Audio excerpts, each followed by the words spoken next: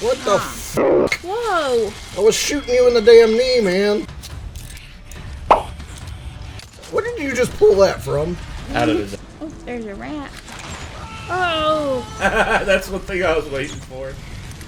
I'm glad they kept that. I don't get any loot?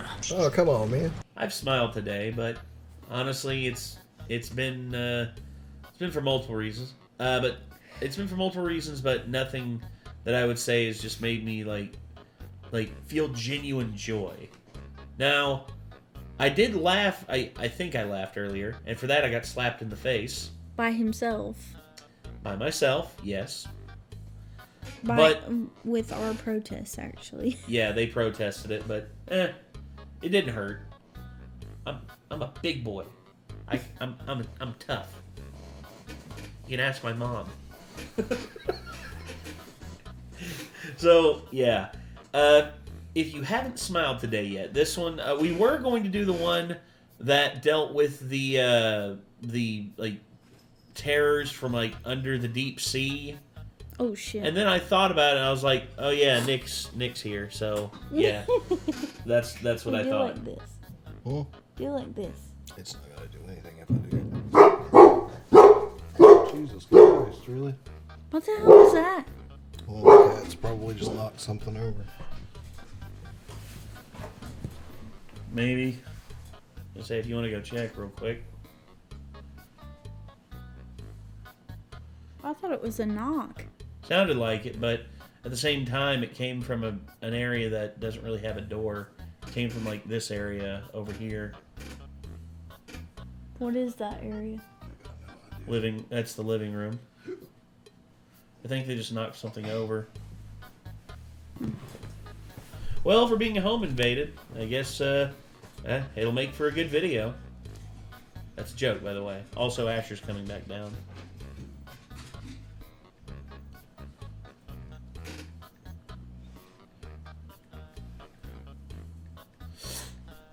What was it, Mr. Poplar? I don't think he knows. You lay down for us, Asher? Lay down, buddy. Lay down. He's like, I don't know. Heard a weird sound, but I don't know what it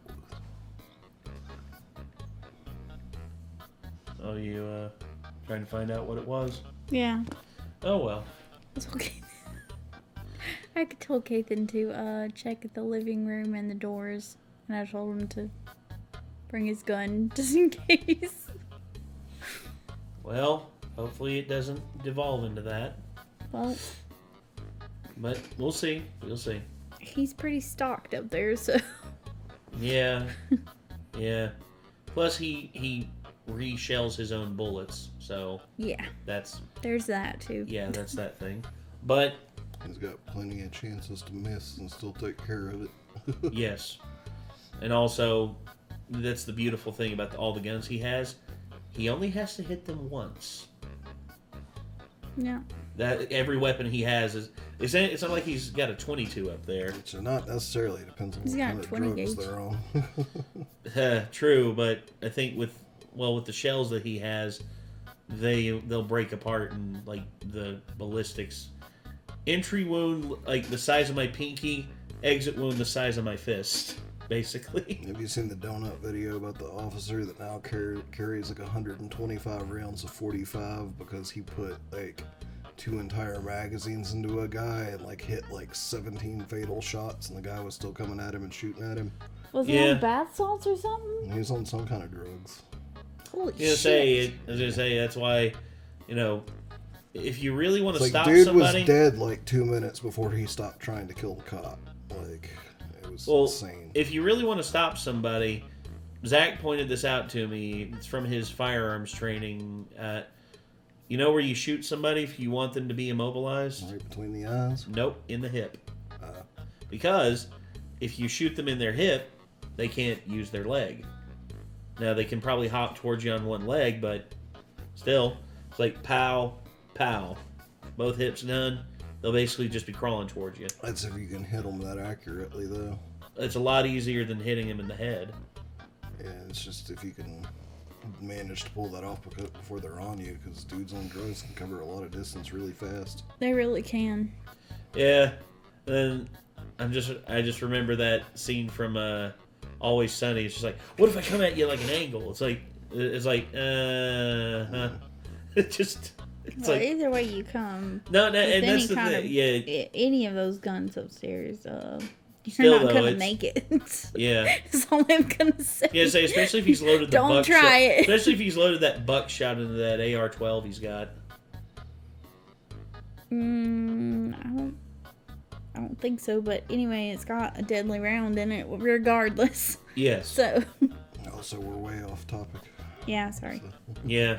So we were talking about smiling, and then the thought of a home invader entered our head, and then we started talking about killing And people. nobody was. Wow. We derailed people. I was going sorry. to say that is so stereotypically American. I don't know what is. It's just like we're not dreaming of a home invasion, but we are prepared for one Yeah. as best we can be. A clap so you can edit out what you just said about the K and P's word. Oh, So you'll get demonetized for that. about the 187?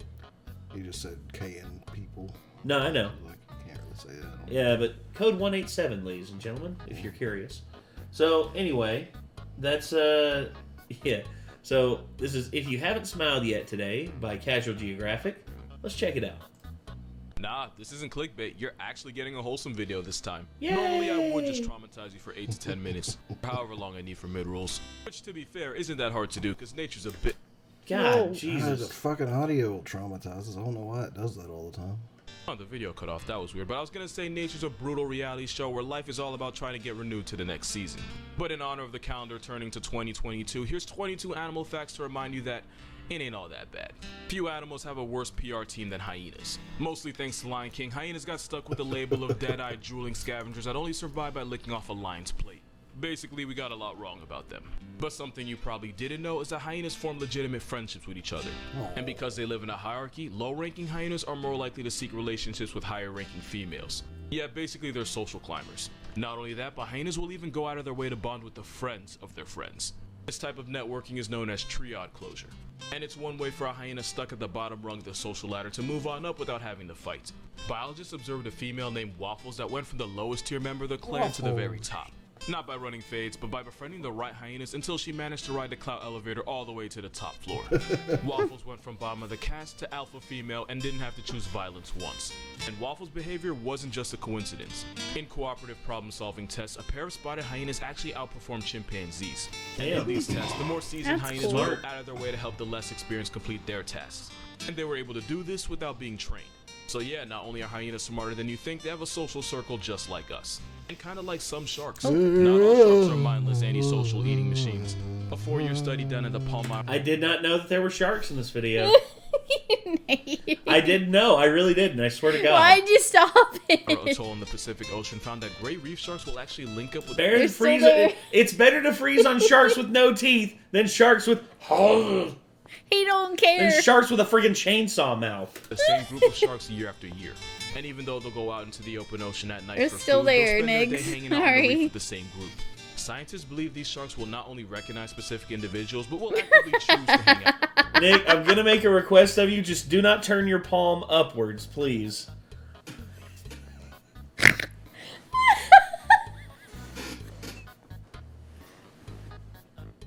Why not just cover your eyes instead of doing that shit? Because at least I can still see part of the video this way. All of a sudden, look over at Nick. Is No, I'm not doing that. It looks like it.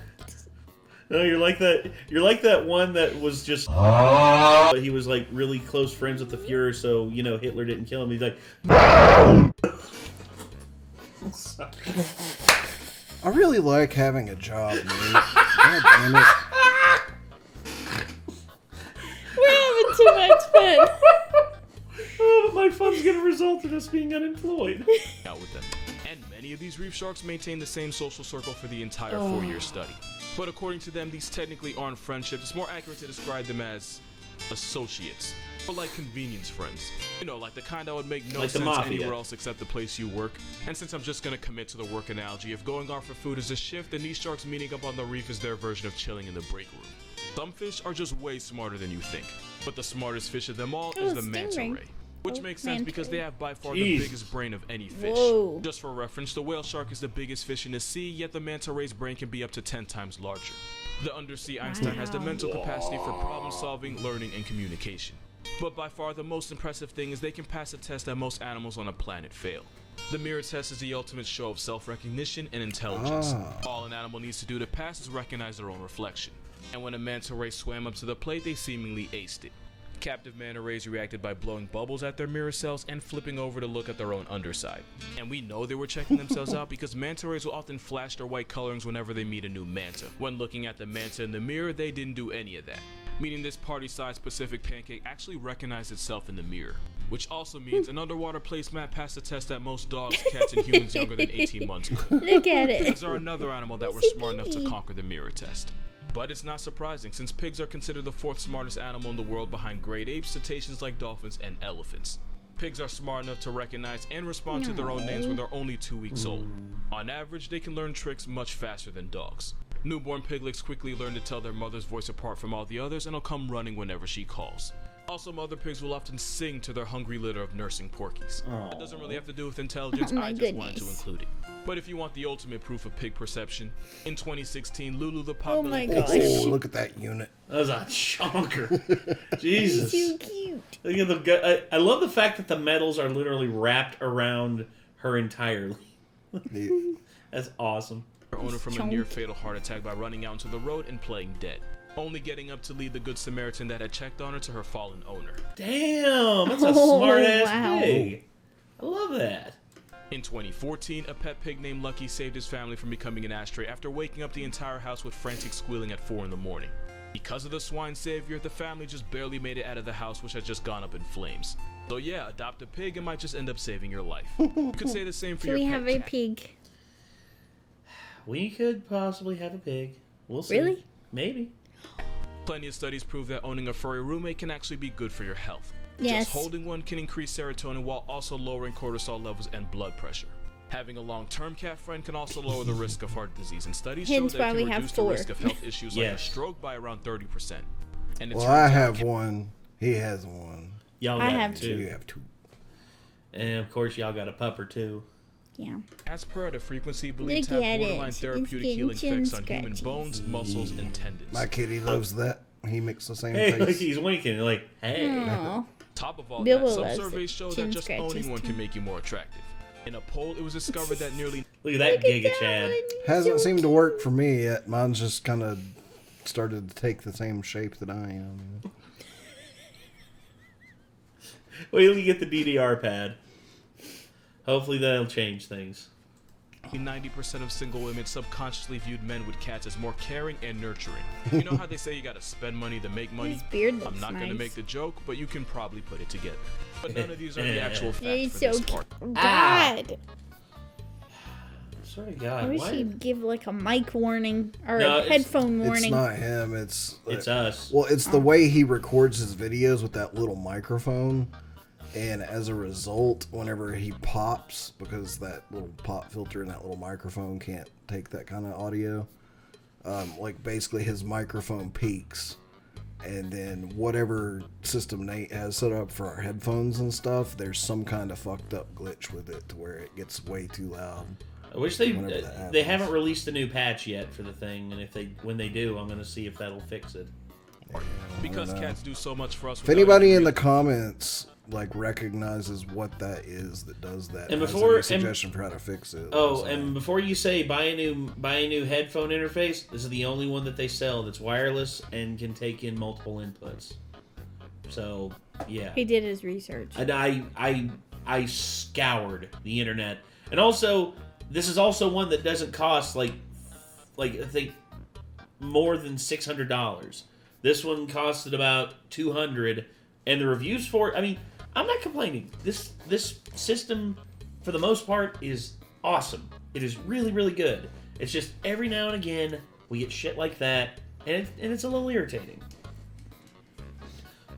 I'd Sorry, say- man. I thought it was your video. No. Well, My bad. Casual won't mind. You know, he's used to just He handles heat like most people handle like flies. He's just like, hey, It was my bad. you're good. Realizing it, the least you can do is tell them you love them. And you can, by blinking. Slow blinking has been proven to evoke positive and happy emotions in a cat. Oh, If it really? responds with a blink back, then you know the feeling's mutual. And if it's a new cat, the slow blink makes the cat more likely to approach an unfamiliar person. Yeah, I blink at without Vega questions. all the time, and he blinks Basically, back. a blink can make a cat go from grr to purr in a second. But unlike pet cats, tigers can't purr because they're literally not built that way. Instead, tigers will make this sound known as a chuff, which they typically use to greet each other or express comfort. It's pretty much their happy sound.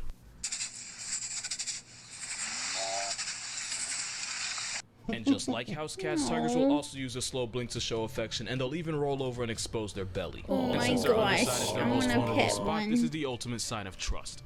Another fact is that tigers can be selfless when they want to be. Now, to be fair, male tigers typically get the females pregnant and then just go about their business like a tiger Tristan Thompson. But if a male tiger meets a female he's mated with, not only will they share a kill, but the male will let the female and what you have to assume are his cubs eat first. Once the female and her cubs get their fill, only then will the male take his share. Literally the polar opposite of lion society. But cubs can't get too comfortable, because like lions, male tigers typically turn any cubs they come across into past tense. But what would happen if someone did the same to his mate? Rhetorical question, we know the answer, it doesn't end well. Revenge. Because one man allegedly messed around and found out. Once near a village in Sithathodu in India, a man shot down a full-grown tigress. The poacher, named Baby, came across her while part of a group of people illegally brewing alcohol in the forest, and the encounter cost her her life. But some bad deeds do not go unpunished. Because 3 days later, Baby was confronted by a male tiger believed to be the mate of the female he had slaughtered. And the widower proceeded to put the baby to bed as the rightfully pissed off male tiger brutally mauled the poacher. Wow. Baby survived the initial attack, but the injuries gave him an expiration date of only a few days later. But the tiger didn't stop there. The male allegedly mauled any human he came across, and I can't say I blame him. For a usually solitary predator, tigers can be loyal. Do you want to know what else is? I can give you 100 guesses and you still probably won't come up with the animal next. And that's because not a lot of animals are more loyal than the golden jackal. They're one of the few mammals that are It's a jackal. It's a jackal. It's a jackal. It's a jackal. It's a jackal. Sorry, it's an old Family Guy bit. Wasn't right the first time, man. monogamous. And unlike half of all humans, when they say till death do them part, they actually mean it. Golden jackal couples spend most of their lives together, which also makes the male jackal one of the best fathers in the entire animal kingdom. Damn. The father jackal's so important to the family that if something ever happened to him, there's a good chance his cubs wouldn't survive to the next season. And that's because when a mother and father hunt together, their success rate is 3 times higher than if they would have went at it alone. When the female jackal's ready to give birth, her partner will dig protective burrows for the pups and he'll defend them all with his life. And if there's a shortage of food, the father jackal will vomit whatever's left in his stomach to feed his children. my It may be gosh. gross, but it's the only thing keeping that face alive. But lucky for them, They're they so got parents that cute. work well together. Or at least better than 50% of marriages. Yeah. Coyotes are the jackals of America, but instead of working well with other coyotes, some have started teaming up with their worst enemy. Normally, coyotes and badgers hate each other with extreme prejudice. But together, they make a deadly 1-2 punch. Coyotes and American badgers have been known to use team play to grief prairie dogs and ground squirrels. Basically, it goes like this. Badgers can flush out the prairie dogs by invading their burrow, and if the prairie dogs try to hightail it on land, then they'll get run down by the wild coyote. So even though coyotes and badgers are mortal enemies, their hunting success rate actually shoots up 30% when they set aside their differences. And I can't be 100% sure, but they That's almost look like crazy. friends here. Yeah. But somehow coyotes and badgers aren't even the weirdest couple on this list. This is your obligatory spider worm because I understand that it do be like that. Tarantulas have been known to Yeah, That's a big ass spider. as a tarantula. adopt tiny dotted humming frogs and let them crash in their burrow. This Why? bite-sized kermit is actually perfectly safe because it eats the insects that could possibly destroy the spider's clutch of eggs. In return, the frog gets a rent-free apartment and an 8-legged bodyguard. So in a case of mutualism awesome. on steroids, the safest What? place in the jungle for a juicy humming frog is actually right under his arachnid roommate. And the tarantula will even use chemical cues to recognize their particular frog. It's an equal partnership where both Oh, parties that's have awesome. something to I gain. didn't know that. Sometimes animals might help each other out even when they don't get anything in return. Orcas are the biggest bullies of the ocean, and not seals, Oh, stingrays, yeah. sharks, or even other orcas are safe from the carnage this Oreo duck Orcas can waiting cause. on this But bird. there is at least Oh, one come animal get that that stand up fish. to them. Humpback whales have been seen protecting animals like this seal from hunting orcas looking for takeout. This case, a whale carefully balanced the Weddell seal on its chest after a pot of malicious equality symbols knocked it off an ice floe. And the humpback proceeded to keep the seal out of harm's way, even though it didn't seem to noticeably benefit the whale in any way. To date, humpback whales have played guardian angels with seals, sunfish, and even baby gray whales. Humpbacks will often harass killer whales and confront them as a group in an act known as mobbing. And they'll turn up the intensity if there are any humpback calves nearby. And if there aren't any around, it's possible they satisfy this parental drive by defending any animal being targeted. I can't tell you for Also, sure what like it how the little whales swim. It was like the adults, like, you know, have them like that, basically. Yeah, Just like, there's a pot of killer whales over there, Jimmy. Stay close. But like, come on, let's go. Humpbacks might be the only thing alive that can send a pot of orcas the other way. And this drive to protect others can extend to people. A marine biologist was terrified as a 50,000-pound humpback got dangerously close to her, nudging at her with its head and bumping her with its belly. And it wasn't until she scrambled onto the safety of the boat that she noticed a 15-foot tiger shark on the other side of the whale. There's a solid chance this was a pure coincidence and the whale only helped her out by accident. But given their track record for altruism, I would doubt it. Cetaceans are one of the top 5 smartest animals on the planet, so it's not hard to believe. Speaking of cetaceans, dolphins have a pretty good argument for being the smartest thing on Earth that doesn't have thumbs. In fact, bottlenose dolphins are so intelligent that they start learning before they're born. And that's because mother dolphins will sing to their calves while they're still in the womb. That way, the unborn bottlenose learns its mother's signature whistle. The mother dolphin performs its signature whistle for the baby months before it's born and will continue doing it in the weeks after. But dolphins aren't the only animals that talk to their kids before they're alive. Alligator and crocodile hatchlings will call out to their mother while still in the eggs to let her know that they're ready to hatch. As soon as the mother gator hears this call, she'll immediately start digging her children out. But it's believed that baby gators are also coordinating their hatching time when they make that noise. In an experiment, scientists play the sound of these egg calls around an alligator and her eggs just to judge their reaction.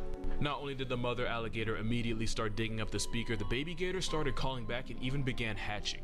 So it's possible the alligator hatchlings call out to make sure all the siblings are on the same page and hatch together, while also getting the mother's attention. The mother's attention is something octopus never get because they're born orphans. The mother usually dies as soon as they're born and the father gives up on life long before. Which means these babies are the size of a grain of rice, yet have to figure out life in an ocean full of stranger danger. But since octopus are the smartest things in the ocean without a backbone, this can lead to what I like to call it sketches me out, though. I would never pick up a little octopus like that. The jaws of a deadly moray eel by riding it like a drunk sorority girl on a mechanical bar bull. Except I'm pretty sure the octopus lasted. Yeah, because of the blue-ringed octopus, I would never touch a little octopus like that. Like, I know they only live in certain areas of the world, and I don't live near there. But just to be safe, because you never know when something weird can happen and something could get washed up to a place that it's not really usually at. True. So if you have a blue-ringed octopus on your skin like that, you're basically dead. So they're so fucking venomous, poisonous. Night. Blanket octopus was seen piling a jellyfish using the tentacles in case they ever needed to go on the defensive. Perhaps the best example of cephalopod creativity is that some will carry 2 halves of a coconut to use as a travel-sized panic room. At the first sign of danger, the octopus retreats back into its makeshift shell. When they're not doing that, they're carrying it around like they're late for a flight. It's one of those animals whose intelligence never fully gets appreciated, like ravens. Ravens and corvids in general are one of the 2 smartest kinds of birds. In fact, ravens are so smart that they've even started doing something that we figured out thousands of years ago. Ravens and wolves have developed a mutualistic relationship where ravens will call out to wolf packs and lead them to food. In exchange, the ravens eat whatever scraps the wolf pack leaves behind. But studies have shown that these ravens have actually started forming legitimate relationships with specific wolves in the pack, especially the pups. Ravens in Yellowstone were seen grabbing sticks to play tug-of-war with the curious wolf pups and would even grab at their tails just to get them to give chase. And because ravens can remember individuals for up to 5 years, these ravens have started forming emotional attachments to certain wolves. Which is why this is a Disney movie just waiting to happen. And you know how I said corvids are one of the 2 smartest things with wings? It's because parrots are in the same class of intelligence, and it's an African gray parrot that's considered the smartest. Which is probably why the 7th president of the United States, Andrew Jackson, owned one as a pet. So when President Jackson passed away in 1845, Paul the African gray attended his funeral. But he had to be escorted out because Paul the parrot started swearing so loudly it disturbed all the morning attendants. Knowing the kind of foul mouth that Jackson was, that doesn't surprise me. That's awesome. He's probably just like sitting on top of the coffin. He's just like, hey, come out. That's fucking bullshit. The foul mouth's R-rated tirade could still be heard even after he was ushered out the room and eventually had to be carried out the house. When you think of animals that can actually talk, your mind probably draws a blank after parrots. You definitely wouldn't guess the next animal on here. In 1971 in May, Scotty Dunning and George Swallow came across an orphan baby seal on the shore of a harbor, and Swallow decided to take the little guy in. Because of its eating habits, he named the seal Hoover, after the vacuum. After years of being raised by Swallow, Hoover would imitate his caretaker, repeating his favorite phrases with his thick accent to match. It's one of those things you would not believe if you never heard it. I want you to listen to this and keep in mind, this is a seal talking.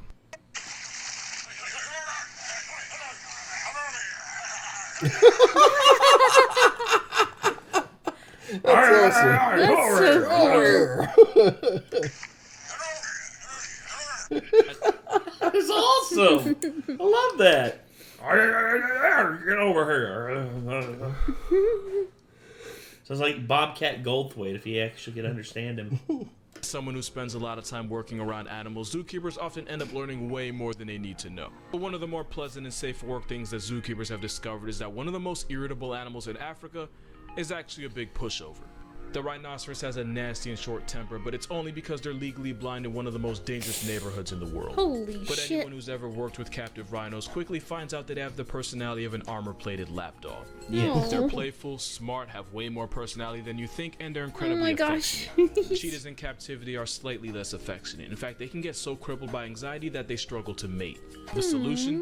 You Many did cheetahs it. have gotten their own personal emotional support dog. Oh, Yeah. that's Cheetahs so use the more cool. outgoing dogs as role models and will adjust their behaviors after them. These dogs, which are usually my shepherds or gosh. labradors, are introduced to their cheetah counterparts at an early age in supervised playdates. If all goes well, the pair rarely leave each other's side. As the Oh friendship my helps redirect the goodness. cheetah's natural nervous energy, the at-risk cats are less stressed and therefore more likely to mate. That's The so dogs win too, since many awesome. parks like the San Diego Zoo will use shelter dogs to pair with the wildcats. In fact, this is Hopper, and he was actually rescued from a kill shelter. So it's a friendship that has the potential That's to save so both animals. cool. If that doesn't make you feel something, then this next story definitely will. This is Lala. Oh the my penguin. gosh. It's a penguin. I think I remember this. After he was caught in a fishing net and left injured, a Japanese family rescued him and nursed the bird back to health. And Lala was smart enough to realize he'd rather live in a rent-free air-conditioned apartment than have to fight for his life in the wild. One of Lala's favorite things to do was walk around the neighborhood and visit the local fish market. Yeah. Oh my So his family gosh. gifted him with a backpack to carry his favorite snack of sardines and mackerel back home. Lala was so respected in his community that he never had to spend money for fish, he just paid for it with his presence. Lala lived with his That's foster so family cool. for 10 years until he passed away in 1996. And for the final fact of this video, this is Lawrence Anthony. He was a conservationist that dedicated his entire life to rescuing and rehabilitating wild animals. He was also known as the Elephant Whisperer after he was able to bring a group of escaped elephants back to their reserve and away from terrified locals who considered shooting them down. But in 2012, Lawrence Anthony unexpectedly died from a sudden heart attack. After his death, a group of wild elephants, the same ones he had helped rescue, arrived at his house and stayed for 2 days in what onlookers could only describe as a vigil. They traveled Wow, several that's hours so to get there, and some of the cool. elephants that showed up hadn't been at the house in nearly 2 years. After that, the elephants would make the trip to their fallen caretaker's house at the same time each year around March 2nd, the exact day Lawrence Anthony passed away. Elephants are highly emotional animals that will mourn the death of their own, especially if it was an important member of their herd like a matriarch. So it only made sense that they'd pay their respects to the man that gave most of his life trying to protect theirs. And there you have it, 22 really animal cool. facts to start off year 2022. It probably doesn't look like it, but these videos take a lot of time to write, record, and edit. So for more consistent videos, make sure you follow my TikTok and Instagram, both are going to be in the description. Also, if you'd like to support this channel beyond subscribing, my Patreon's also going to be down there. Other than that, drink water, hug your mother, pet a puppy, and have a good one. Come here, Asher. Doesn't that imply that elephants can tell what the date is? Usually, yes. Yeah. I mean, elephants are very, very intelligent. I mean, they have amazing memories. It sounds like they can count to elephant an never extent. You know what I mean? Like Well, they can count how many days it's been or something. Or they can just tell by like the seasons or whatever, like what time of year it is about, but like, or very accurately, really. this is the one that blew me away. Suda was an elephant, or is an elephant, They that actually painted that painting that's on the Yeah. thumbnail. Yep. It's not clickbait. No, it's an actual thing. I've watched this video. yes. See? Whoa. Yep. It's amazing, dude. That elephant can paint better than I can. Look at it. He's just like...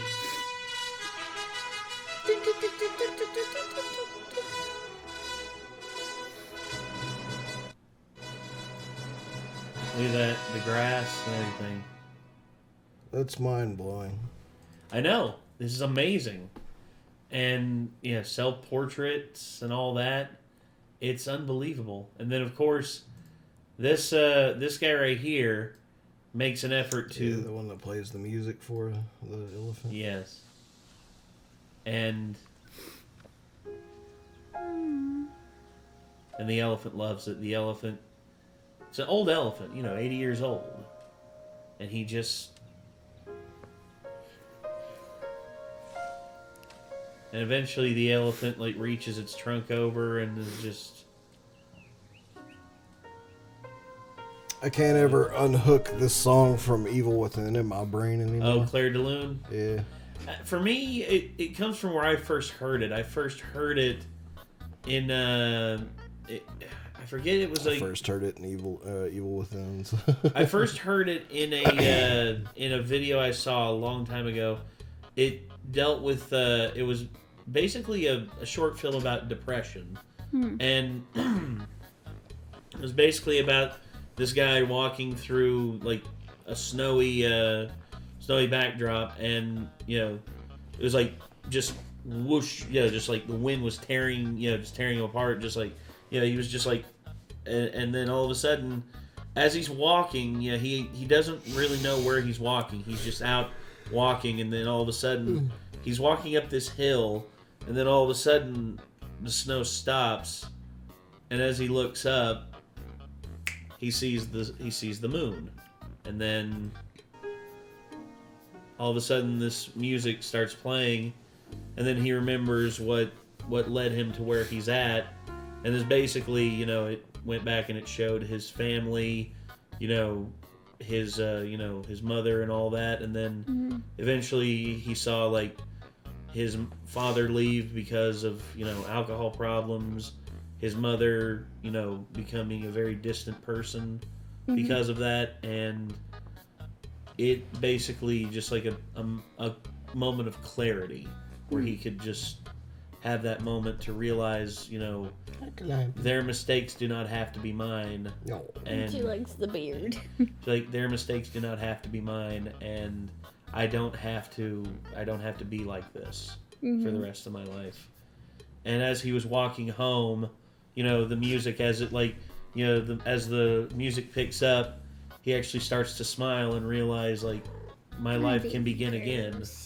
And that one always stuck with me because I can't remember what the name of it was.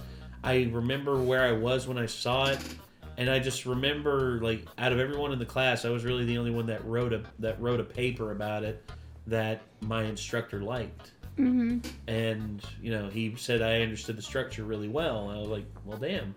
And everyone else thought it was they didn't really read into it that much. It was a film studies class. But yeah.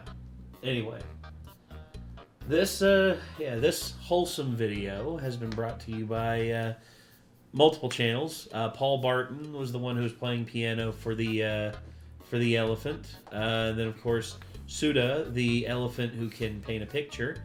And then of course Casual Geographic for all of those wholesome facts about those animals. So thank you again, everybody, for tuning in. And until next time, I'm Nate. I'm Kate. I am Nick. This is Calliope. And we'll see you in the next one, everybody.